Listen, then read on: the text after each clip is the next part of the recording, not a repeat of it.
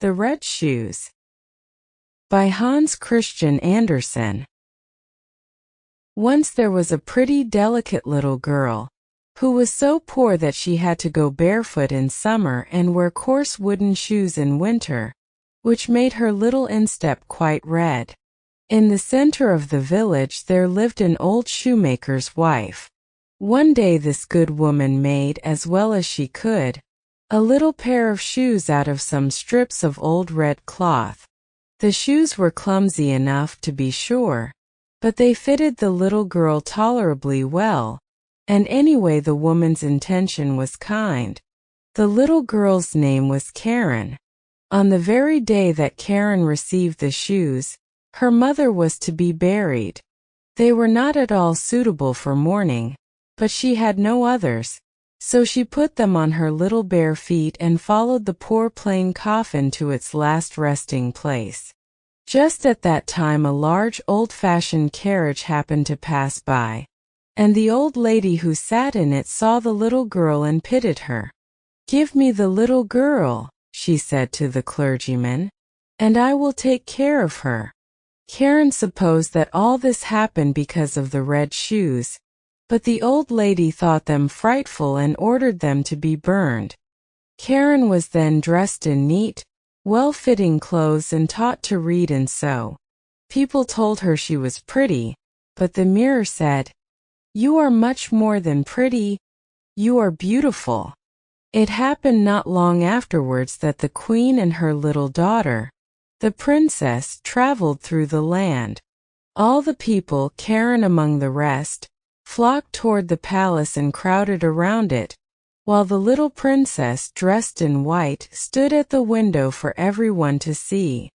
She wore neither a train nor a golden crown, but on her feet were beautiful red morocco shoes, which, it must be admitted, were prettier than those the shoemaker's wife had given to little Karen. Surely nothing in the world could be compared to those red shoes. Now that Karen was old enough to be confirmed, she of course had to have a new frock and new shoes. The rich shoemaker in the town took the measure of her little feet in his own house, in a room where stood great glass cases filled with all sorts of fine shoes and elegant, shining boots. It was a pretty sight, but the old lady could not see well and naturally did not take so much pleasure in it as Karen. Among the shoes were a pair of red ones, just like those worn by the little princess. Oh, how gay they were! The shoemaker said they had been made for the child of a count, but had not fitted well. "Are they of polished leather that they shine so?" asked the old lady. "Yes, indeed they do shine," replied Karen, "and since they fitted her they were bought." But the old lady had no idea that they were red, or she would never in the world have allowed Karen to go to confirmation in them, as she now did.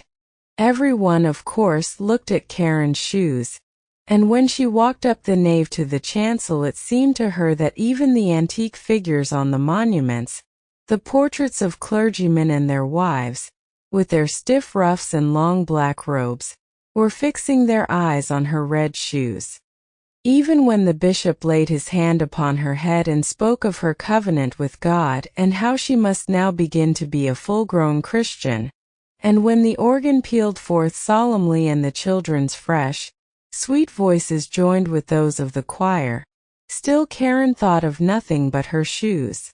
In the afternoon, when the old lady heard everyone speak of the red shoes, she said it was very shocking and improper and that, in the future, when Karen went to church it must always be in black shoes, even if they were old. The next Sunday was Karen's first communion day. She looked at her black shoes and then at her red ones, then again at the black and at the red, and the red ones were put on. The sun shone very brightly, and Karen and the old lady walked to church through the cornfields, for the road was very dusty. At the door of the church stood an old soldier, who leaned upon a crutch and had a marvelously long beard that was not white but red. He bowed almost to the ground and asked the old lady if he might dust her shoes. Karen in her turn put out her little foot. "Oh, look what smart little dancing pumps," said the old soldier. "Mind you do not let them slip off when you dance." And he passed his hands over them. The old lady gave the soldier a halfpenny and went with Karen into the church. As before, everyone saw Karen's red shoes, and all the carved figures too bent their gaze upon them. When Karen knelt at the chancel, she thought only of the shoes.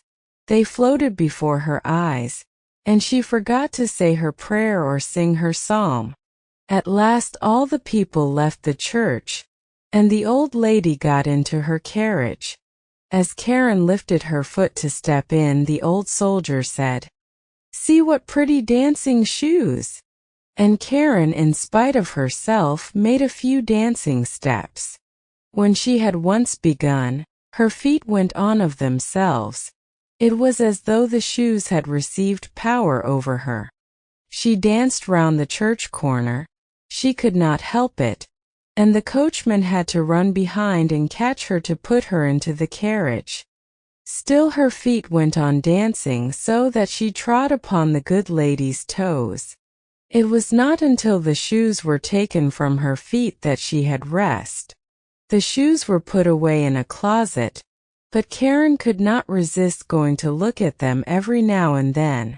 Soon after this the old lady lay ill in bed, and it was said that she could not recover. She had to be nursed and waited on, and this, of course, was no one's duty so much as it was Karen's, as Karen herself well knew. But there happened to be a great ball in the town, and Karen was invited. She looked at the old lady, who was very ill, and she looked at the red shoes.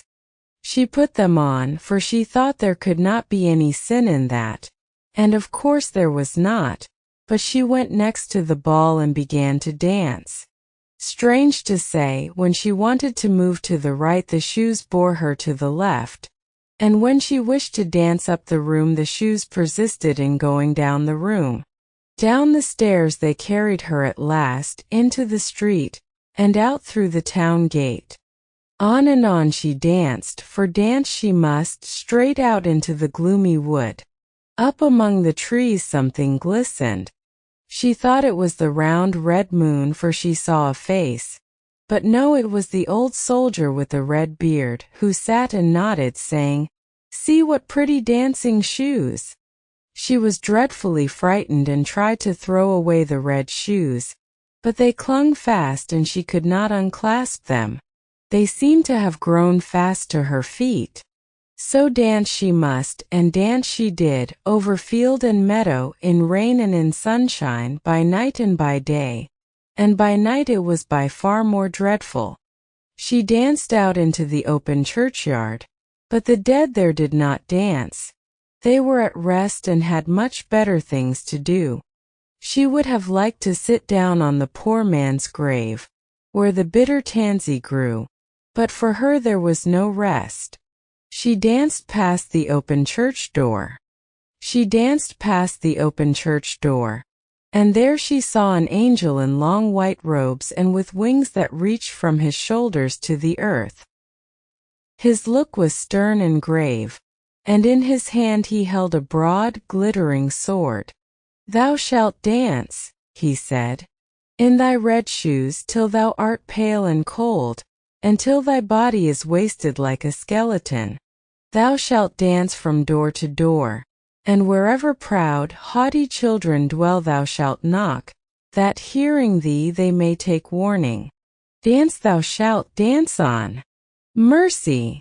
cried Karen, but she did not hear the answer of the angel, for the shoes carried her past the door and on into the fields. One morning she danced past a well-known door. Within was the sound of a psalm, and presently a coffin strewn with flowers was borne out. She knew that her friend, the old lady, was dead, and in her heart she felt that she was abandoned by all on earth and condemned by God's angel in heaven. Still on she danced, for she could not stop, through thorns and briars, while her feet bled. Finally, she danced to a lonely little house where she knew that the executioner dwelt, and she tapped at the window saying, "Come out, come out." "I cannot come in, for I must dance." The man said, "Do you know who I am and what I do?"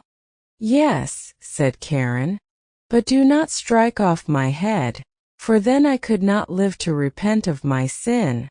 Strike off my feet, that I may be rid of my red shoes." Then she confessed her sin, and the executioner struck off the red shoes, which danced away over the fields and into the deep wood. To Karen it seemed that the feet had gone with the shoes, for she had almost lost the power of walking. "Now I have suffered enough for the red shoes," she said. "I will go to the church that people may see me." But no sooner had she hobbled to the church door than the shoes danced before her and frightened her back.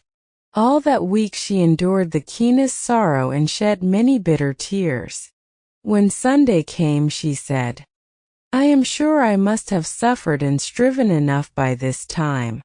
I am quite as good, I dare say, as many who are holding their heads high in the church."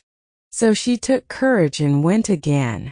But before she reached the churchyard gate the red shoes were dancing there, and she turned back again in terror, more deeply sorrowful than ever for her sin. She then went to the pastor's house and begged as a favor to be taken into the family service, promising to be diligent and faithful. She did not want wages, she said, only a home with good people. The clergyman's wife pitied her and granted her request, and she proved industrious and very thoughtful. Earnestly she listened when at evening the preacher read aloud the Holy Scriptures. All the children came to love her, but when they spoke of beauty and finery, she would shake her head and turn away. On Sunday, when they all went to church, they asked her if she would not go too, but she looked sad and bade them go without her. Then she went to her own little room, and as she sat with the psalm book in her hand, reading its pages with a gentle, pious mind, the wind brought to her the notes of the organ. She raised her tearful eyes and said, "O God, do thou help me." Then the sun shone brightly, and before her stood the white angel that she had seen at the church door. He no longer bore the glittering sword, but in his hand was a beautiful branch of roses. He touched the ceiling with it, and the ceiling rose, and at each place where the branch touched it there shone a star. He touched the walls, and they widened so that Karen could see the organ that was being played at the church. She saw, too, the old pictures and statues on the walls, and the congregation sitting in the seats and singing psalms, for the church itself had come to the poor girl in her narrow room, or she in her chamber had come to it. She sat in the seat with the rest of the clergyman's household, and when the psalm was ended they nodded and said, "Thou didst well to come, Karen." "This is mercy," said she. "It is the grace of God." The organ pealed, and the chorus of children's voices mingled sweetly with it. The bright sunshine shed its warm light, through the windows, over the pew in which Karen sat. Her heart was so filled with sunshine, peace, and joy that it broke, and her soul was borne by a sunbeam up to God, where there was nobody to ask about the red shoes.